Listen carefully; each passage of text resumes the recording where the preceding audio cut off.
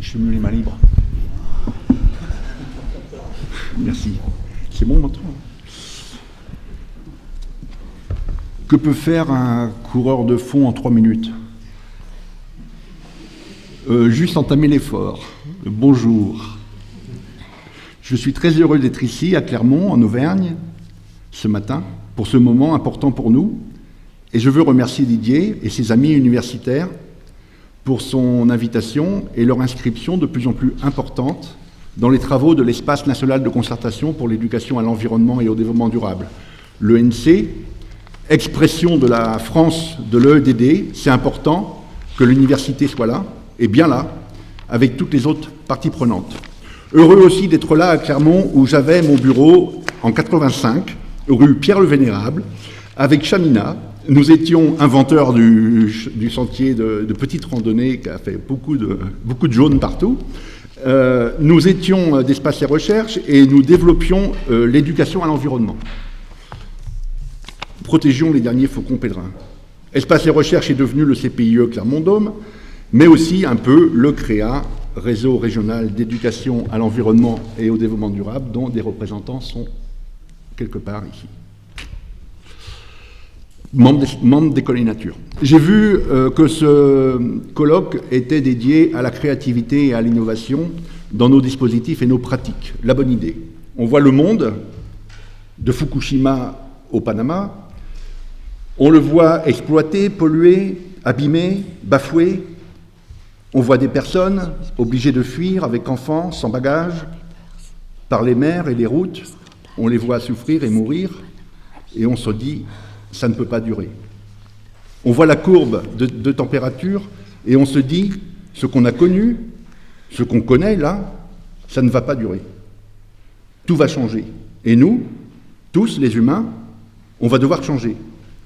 On va aller un peu plus loin et vite dans ce qui a déjà commencé.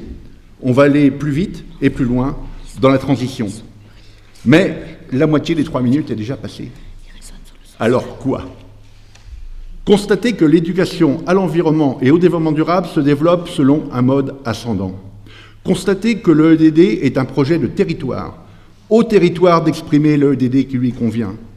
Constatez que ce qui nous a fait avancer ces 40 dernières années, c'est l'échange, le partage, l'écoute, la mise en réseau. Constatez que la diversité permet la richesse des échanges, si la communication est bonne, et que la diversité est la garantie qu'il n'y aura pas de domination. Constatez qu'avec leurs AMAP, monnaie locale, éoliennes citoyennes, cantines bio, zéro phyto, jardins partagés, nous avons maintenant des territoires éveillés. Constatez qu'une nouvelle direction pédagogique se fait jour. Ces mots-clés sont joie, enthousiasme, hétérogénéité, expérience, neurosciences, confiance.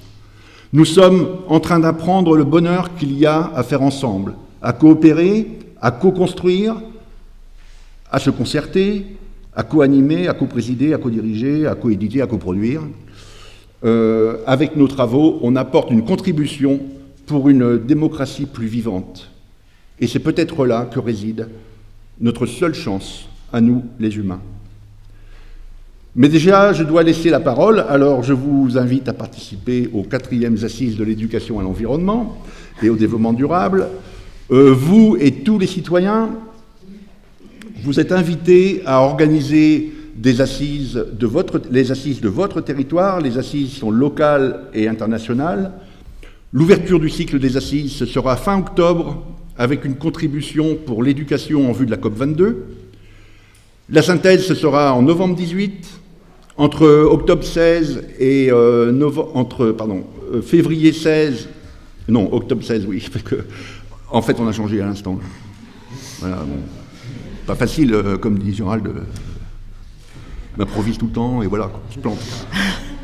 Mais on a le droit à l'erreur maintenant, c'est ça? Ah ouais. Ken Robinson était là, nous a sauvés. C'est très compliqué. Ouverture des assises du 3e cycle, des 4e cycle des assises. Ouverture du 4e cycle des assises, octobre 16. En même temps qu'un travail sur le chantier d'éducation pour la COP22, dans le prolongement de ce qu'on a fait pour la COP21 avec le thématique d'aide du 4 décembre. 4e cycle des assises, 5e cycle des assises, ouverture du 4e cycle des assises, octobre 16. En même temps qu'un travail sur le chantier d'éducation pour la COP22, dans le prolongement de ce qu'on a fait pour la COP21 avec le thématique d'aide du 4 décembre. organisée par la ministre de l'Éducation, en lien avec celle de l'écologie. Fin des assises, novembre 18.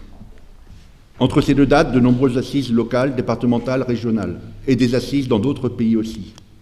Elles ont 3 objectifs. Faire ensemble, rendre visible et lisible l'EDD, favoriser l'interconnaissance entre nous tous. Les faucons pèlerins vont beaucoup mieux maintenant. Il y a des chances que ceux qui volent à Paris aujourd'hui et qui en ce moment font leurs petits ont des ancêtres d'ici, d'Auvergne, parce que des citoyens l'avaient décidé.